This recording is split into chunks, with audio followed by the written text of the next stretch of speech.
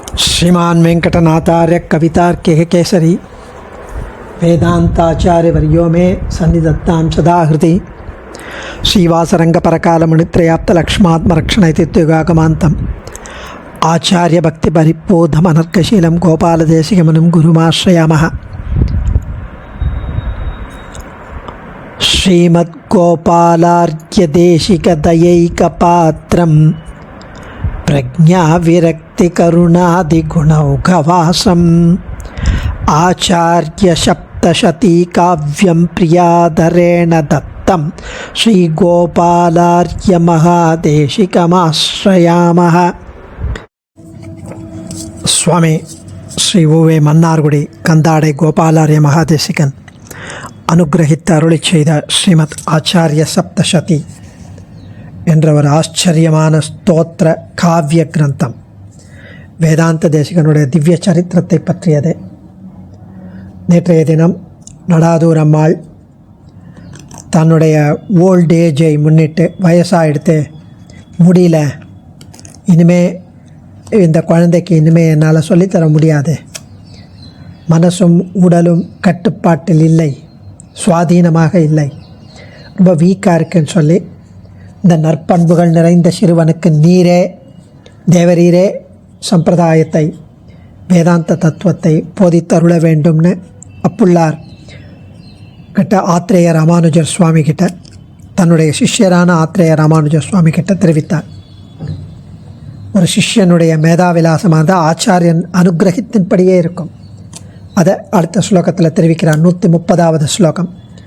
இத்யுக்த்வா வரதார்யோ பாலம் நிகிலார்த்த வேதிதா பூயாத் ஜீவ்யாத் புருஷாயுஷமித்யனுக்ருஹ்ய பிரேக்ஷயாமாச. இத்யுக்த்வா வரதார்யோ பாலம் நிகிலார்த்த வேதிதா பூயாத் ஜீவ்யாத் புருஷாயுஷம் இத்யனுக்ருஹ்ய பிரேக்ஷயாமாச. இவ்வாறாக பணித்தபடி சொன்னபடி அனுகிரகித்தபடி ஸ்ரீ வாத்ஸ்ய வரதாரியர் ஸ்ரீ நடாதூர் அம்மாள் அந்த சிறுவன் அனைத்தையும் அறிந்தவனாக ஆகட்டும் என்று தீர்காயுஷ்மானாக வாழட்டும் என்று அனுகிரகித்தருளினார்.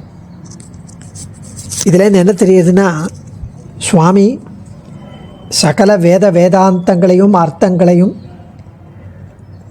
கிரகிச்சுண்டு இந்த மாதிரி ஆச்சாரிய சார்வபௌமனாக ஆகி சர்வதந்திர ஸ்வதந்திரர் என்ற பட்டமும் பெற்று வேதாந்தாச்சாரியன் என்ற பட்டம் பெற்று திவ்ய தம்பதிகள்கிட்டேருந்து பூரா 101 வருஷம் ஆச்சரியமான ஸ்தோத்திர காவிய பல கிரந்தங்கள் 120 கிரந்தங்கள் நமக்கு கொடுத்ததுக்கெல்லாம் என்ன காரணம் அப்படின்னா, மெயினாக ஆச்சாரியன் நடாதூர் அம்மாள் பெரியவாளுடைய ஆசீர்வாதம் அனுகிரகம்.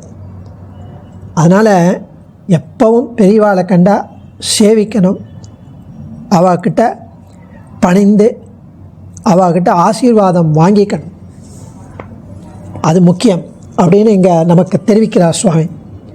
அத வருஷே கர்ப்பாஷ்டம உபநீதம் பாகினேய மாத்ரேயः ஆரப்தாத்யாபயிதும் நிகமம் ராமானுஜாச்சார்யः. அத வருஷே கர்ப்பாஷ்டம உபநீதம் பாகினேய மாத்ரேயः ஆரப்தாத்யாபயிதும் நிகமம் ராமானுஜாச்சார்யः. அதுக்கப்புறம் கர்ப்பாஷ்டமம், கர்ப்பத்திலேருந்து 8வது வயசு, அதாவது பிறந்த அப்புறம் 7 வயசில் உபநயன வைபவம் செய்யப்பட்டது. உபநயனம்ங்கிற வேதிக் ரைட். அதுக்கப்புறம் ஆச்சாரிய ராமானுஜர், ஆத்ரேய ராமானுஜர் அவருடைய மாதுலர் அப்புள்ளார் அந்த சிறுவனுக்கு வேதத்தை கற்பிக்கத் தொடங்கினார். உபநயன வைபவம் என்பது 7 வயசு பூர்த்தியானதும் கர்ப்பம் தரித்து 8 வருஷங்களுக்குள் பண்ணப்பட வேண்டும்னு கருதப்படுகிறது. ஒன்று கவனிச்சிங்கன்னா, இந்த இடத்துல இது 4வது சம்ஸ்காரம், வேதிக் ரைட் 4வது பிறந்து. ஸோ முதல்ல ஜாத கர்மம், அப்புறம் நாமகரணம், அப்புறம் சௌளம்.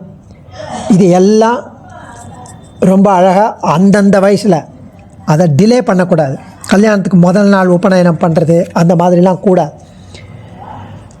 அது இல்லாமல் உபநயனம் ஆன அப்புறம் தான் வேதத்தை கற்றுக்கொள்ள முடியும். ஸோ அதனால் இது நடந்தது. சகிருதத்யாபிதமம்சம் சத்வியப்யுபக்ரமத ஹ்யக்கதிதோ அவகதோம்ஷः பரமுபதிசயதேதி பால ஆர்த்தித. சகிருதத்யாபிதமம்சம் சபரேத்வ்யுபாக்ரமத ஹ்யகதிதோ அவகதோ அம்சः பரமுபதிசதேதி பால ஆர்த்தித. ஒரு தடவை சந்தை ஆனதும் அடுத்த நாள் யூஸ்வலாக என்ன ஆகும், சந்தைங்கிறது ஒரு வாரமோ 10 நாளோ சொல்லிக் கொடுப்பான். ஆச்சாரியன் சொல்ல அதை சிஷ்யன் 2 தடவை சொல்லுவான். பிரபந்தம்னா திவ்ய பிரபந்தம்னா 3 தடவை சொல்லுவான். இப்படி ஒரு வாரம் கழித்து அது நுற்று ஆனப்புறம் பைஹாட் ஆனப்புறம் அடுத்த சாப்டர் எடுப்பான், அடுத்த அன்வாக்கம். இப்போது இந்த வெங்கடநாதன் 7 வயசில் பூனல் போட்டதும் வேதம் கற்றுக்க ஆரம்பித்ததும் ஆத்ரேய ராமானுஜர்கிட்ட முதல் நாள் சந்தை ஆகி அடுத்த நாள் வந்த உடனே இது நேத்தியே ஆயிடுத்து மாமா, மேலே தொடரலாம், அடுத்தது இன்றைக்கி சொல்லிக்கலாம் அப்படின்னு நேத்தி சொன்னதை மனப்பாடமாக சொன்னானா. அப்படி ஏக சந்தாகிரகி அப்படியே ஒரே சந்தையில் வந்துடுத்து. நேத்தியே இது ஆயிடுத்து அப்படின்னா அப்படியே ஆச்சரியப்பட்டு போயிட்டார். அதுவும் ஒரு ரிக்வெஸ்ட் பண்ணிட்டான், விஞ்ஞாபித்தான், கட்டளை இல்லை விஞ்ஞாபித்தான். நான் இன்றைக்கி அது அடுத்தது சொல்ல ஆரம்பிக்கலாமா அப்படின்னு இப்படி ஒரே சந்தையில் கற்றுன்ட்டான். அத கடினான் பிரஷ்னானப்யுத்தரயந்தம் வச்சோனுரோதேன அத்யாபி பததி மாத்திரம் விஸ்மித சித்தஸ்ய நைபுண்யா. அந்த ஒரு சந்தையிலேயே எல்லாம் கற்றுன்றது சக்ருத் அப்படின்னு எடுக்கிறார். கண்ணன் சாந்தி பினிகிட்ட அப்படி சக்ருத் அப்படின்னு சுகபிரம்மம் அங்கே ஸ்ரீமத் பாகவத்தில் சொல்கிற அதே வார்த்தையை இங்கே எடுக்கிறார் சுவாமி. அதுக்கு அடுத்த ஸ்லோகம் 134 அத கடினான். அதாவது குழந்தைகளுக்கெல்லாம் கற்றுக் கொடுத்த அப்புறம் வாத்தியார் கேட்பார், எளிதான கேள்விகளெல்லாம் கேட்பார். அந்த எளிதான கேள்வியை கேட்கும்போது அதுக்கு பதில் சொல்லும் பசங்க.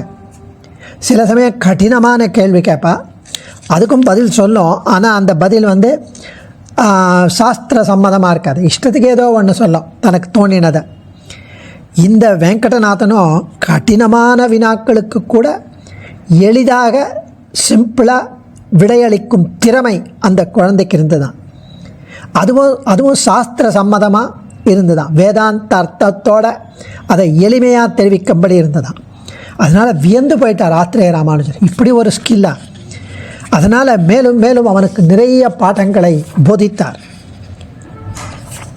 அம்னாசிதாம் நாயான் அங்கன்யத்யைஷ்ட தர்க்கமாச்சகலத் நயஜாலமார்மிகோ அசௌ மீமாம்சாம் பூர்விகாமபிபவத்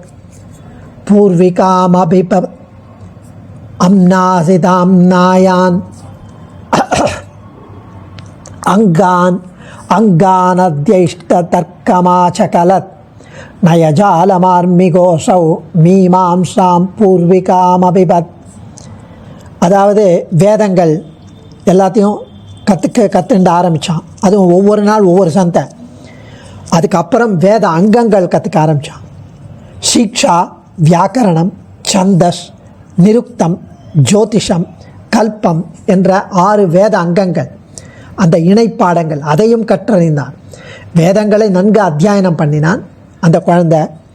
அதுக்கப்புறம் வேத அங்கங்கள் சிக்ஷான்னா அந்த ப்ரொனவுன்சியேஷன், அதை எப்படி ப்ரொனவுன்ஸ் பண்ணணும் அப்படிங்கிறது, வியாக்கரணம், கிராமர், சந்தஸ் அந்த அந்த மீட்டர், பொய்டிக் மீட்டர், அதை பிரசோடி அப்படின்னு இங்கிலீஷில், அது நிருக்தம், இந்த எட்டிமலாஜி நிருக்தம், ஜோதிஷம், ஜோதிஷ சாஸ்திரம், ஆஸ்ட்ரானமி, கல்பம், இந்த ரிச்சுவல்ஸ் எல்லாம் எப்படி பண்ணணும் அதெல்லாம், இந்த மாதிரி 6 அங்கங்களையும் கற்றுனான். அதுக்கப்புறம் தர்க்கம், மீமாம்சம். தர்க்கம்னா ஆர்கியூமெண்ட்டால் எப்படி ஒன்று எஸ்டாப்ளிஷ் பண்ணுறது, த சயின்ஸ் ஆஃப் ஆர்கியூமெண்ட் அப்படின்னு தர்க்கம், மீமாம்சம், அதாவது interpretation, the science of interpretation. இதையும் பல சித்தாந்தங்களை தெளிந்தான். பூர்வ மீமாம்சா என்ற பகுதியை கரைத்து குடித்தான். ஆச்சரியமாக இதெல்லாம் கற்றுண்டான் அவன். அந்த வெங்கடநாதன் இப்போது வளர்ந்து விட்டான் அப்படின்னு அடுத்த ஸ்லோகத்தில் தெரிவிக்கப் போகிறார். தன்யோஸ்மி.